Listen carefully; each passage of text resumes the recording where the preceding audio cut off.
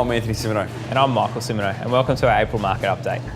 This month we're coming to you from one of our favourite cafes in Melbourne, Crux & Co, which is just up the road from our office. One of Melbourne's leading cafes, so we definitely recommend that you pop in. The food is amazing, but most importantly, Michael, it is Instagram worthy. For those of you who don't know, Anthony's the type to frequent the cafes on a Sunday morning with his designer dog and take plenty of Instagram photos before he even starts eating, actually. Well, mate, it just doesn't taste the same if you don't take a photo of it first. So you make sure you take the photo, put it up. So since our last video, we've received quite a bit of feedback actually from our viewers and existing clients on what they'd like to see in these videos.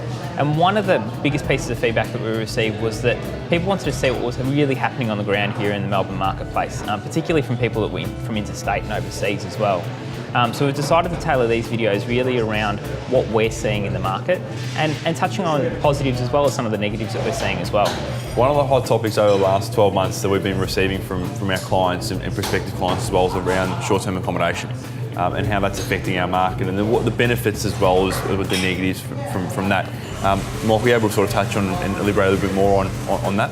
Yeah, so look, from my perspective, when I look at the differences between the two, it really comes down to the investor or the landlord's appetite for risk, as well as also the amount of intervention that they want to have in their investment portfolio as well. Bit too much accounting talk for me, for my liking. Simple terms, what is that? What are we sort of talking?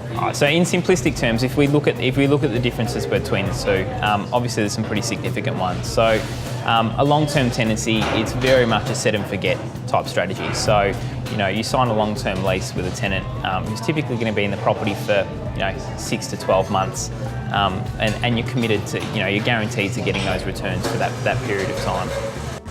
Outside of that, from the cost front, the management fees are fairly low. You've got a one-off advertising and leasing fee associated with that tenancy as well, and the maintenance costs are usually negligible. Like in most cases, you'll have a couple of maintenance items that pop up every few years, and that's just to do with the general wear and tear on the property. Just with that, I mean, if you sort of think about the fact of having a property with got maintenance issues, there's downtime there. That's right. Yeah. So, if you've got to repaint a wall or if you've got to change carpets because someone spilled something or whatever it may be, from a short-term accommodation, that could be 3 nights, 4 nights, a week or two, but you're not getting an income. Whereas if that was a long-term tenant, it could be being able to do that while they're still in the property.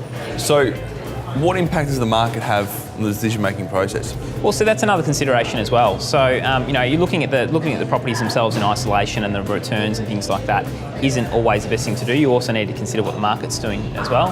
And look, going back 2 years ago, there were some landlords out there that were making some serious, positive returns. They were making some great returns. Well, some people even had, were quitting their day jobs and doing that on a full-time basis. Yeah, because the money that they were making was unreal. Yeah, that's right. And look, the returns were coming because there was obviously a limited number of these short stays available within the city, and their main competition was really the major hotel chains. So they could charge the $200 or $300 a night without a problem, and they were getting those rates. Unfortunately, now there's 20,000 apartments currently available in Melbourne alone that are being used for short stay accommodation. Yeah. Now, with that number, obviously the supply has increased to a point where maybe demand's not able to quite catch up to it, and unfortunately, it is being reflected in the in the current vacancy rate. So, the things that we're hearing out in the marketplace at the moment are people are accepting 40 to 50% vacancy rates, and nightly rates of sub $100. So it is definitely impacting returns. It is only going to get, I guess, more competitive as well. In the next couple of years, you're going to have the W Hotel, which we built on Collins Street, the Ritz-Carlton down on Spencer Street. The Holiday Inn has purchased a couple of sites as well in South Bank, which you're going to be building on shortly. Yeah. So these big hotel chains are coming into Melbourne because a lot of people still like to go to a hotel. They still like that service and that 5-star experience. So there's that aspect to it as well. Yeah. And the major hotel chains have seen an opportunity there for obviously for a fair revenue stream. Yeah. And look, they run the right setup. So they're running their businesses like a proper hotel chain. So they're able to benefit from that as well. Yeah. Yeah, I think we've always had a bit of a shortage of hotels Yeah. in Melbourne. So look, in summary, without giving you a definitive answer on whether short stay is better than longer term rental, that's what I was saying. It is a difficult question to answer, but it all depends on your appetite for risk and the level of intervention that you want to have as an investor as well. Yeah. Yeah. I think so. Yeah. So Anthony, from a sales perspective, how are you seeing short stay accommodation impacting the market, and what would be your recommendation for anyone looking to maybe get into short stay from a sales perspective? Well, my first recommendation would probably be to buy an apartment that's already leased out to a service apartment operator. So someone that's Oak, Stewart, Mantra, Punt Hill, Seasons, just to name a few. They will they've got long-term leases. So normally they're about 5 years leases with options of 5 years after that. Yeah.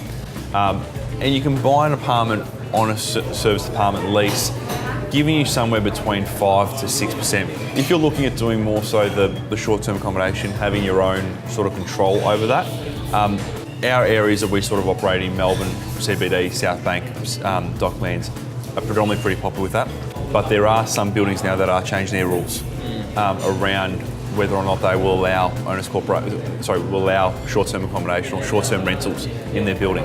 So you just got to be wary of that. And there is also some buildings that are used probably predominantly for short stay accommodation. Correct, yeah. Is that right? Yeah. So there are a couple of buildings in Melbourne that have probably taken a bit of the short-term rental market's taken a bit of a stronghold in that building. Yeah. No worries. All right. Well, I think that's it from us this time, Anthony. I think it is. Thanks again for tuning in. And like always, if we can help you out with anything at all, whether that's buying, leasing, selling, give us a call. We'd love to have a chat. All right. Thank you. Thanks.